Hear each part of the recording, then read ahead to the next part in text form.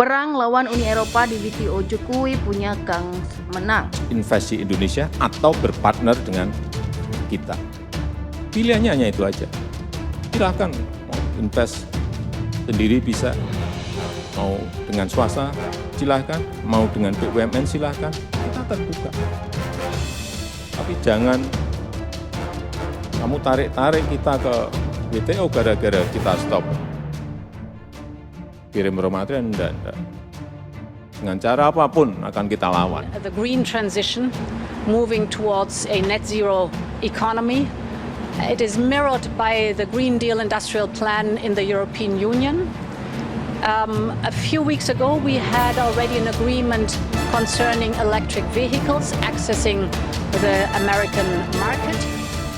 Ini adalah kunci pembuka lapangan pekerjaan yang seluas-luasnya. Sangat penting bagi kita untuk mereformasi birokrasi kita. Formasi struktural agar lembaga-lembaga menjadi semakin sederhana, semakin simpel, semakin lincah. Ini juga hati-hati kalau pola pikir, kalau mindset birokrasi tidak berubah, saya pastikan akan saya pangkas.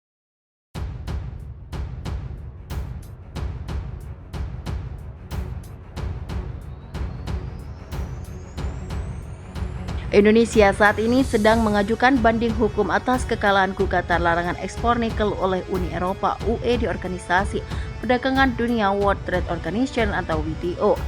Sebagaimana diketahui bahwa Presiden RI Joko Widodo sudah berulang kali menyatakan bahwa pihaknya tidak akan mundur melawan kekalahan gugatan tersebut. Lantas bagaimana cara Indonesia melawan balik gugatan WTO atas larangan ekspor nikel? Apakah bisa menang? Menjawab pertanyaan itu, Ketua Bidang Kajian Strategis Pertambangan Perhapi Muhammad Toha menyampaikan bahwa ada dua senjata Indonesia dalam mengajukan banding gugatan WTO atas nikel. Dia menyebutkan pertama, Indonesia memang melarang komoditas nikel untuk ekspor karena ingin mengamankan cadangan nikel dengan jenis prolit, yakni nikel kadar tinggi yang terhitung menipis di Indonesia.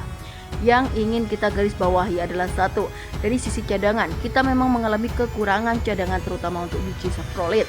Itu yang harus kita tekankan dalam banding ini. Kita harus tunjukkan pada komisi banding bahwa pelarangan ini disebabkan karena kita memang kekurangan bahan baku jangka panjang. Adapun Toha mengatakan di Indonesia ada sekitar 100 pabrik pengolah saprolit yang sedang dibangun. Sedangkan di Indonesia terhitung cadangan nikel jenis saprolit ada sekitar 900 juta metrik ton.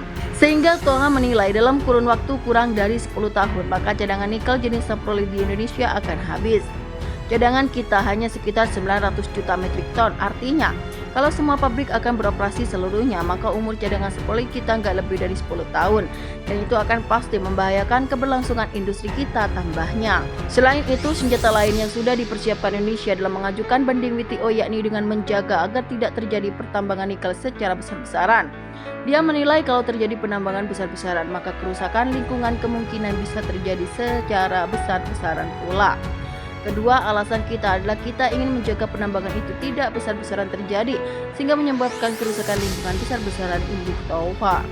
Sehingga Toha menilai dengan kedua alasan tersebut Indonesia bisa dipastikan menang dalam banding gugatan WTO atas pelarangan ekspor nikel.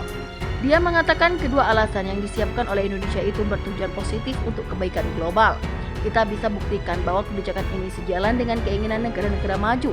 Bagaimana sebuah negara mempraktikkan good management practice dan itu yang akan kita lakukan. Larangan ini tujuannya itu tandasnya. Sebelumnya, Menteri Perdagangan Zulkifli Hasan menyampaikan pemerintah telah resmi mengajukan banding atas putusan WTO pada 8 Desember 2022 lalu. Seperti diketahui, WTO menyatakan kebijakan larangan ekspor dan hilirisasi nikel RI melanggar aturan perdagangan internasional. Namun hingga kini pemerintah maupun Uni Eropa masih menunggu terbentuknya badan banding WTO. Indonesia meyakini kebijakan hilirisasi tidak melanggar komitmen Indonesia di WTO dan Indonesia akan tetap konsisten dengan aturan WTO, pungkasnya.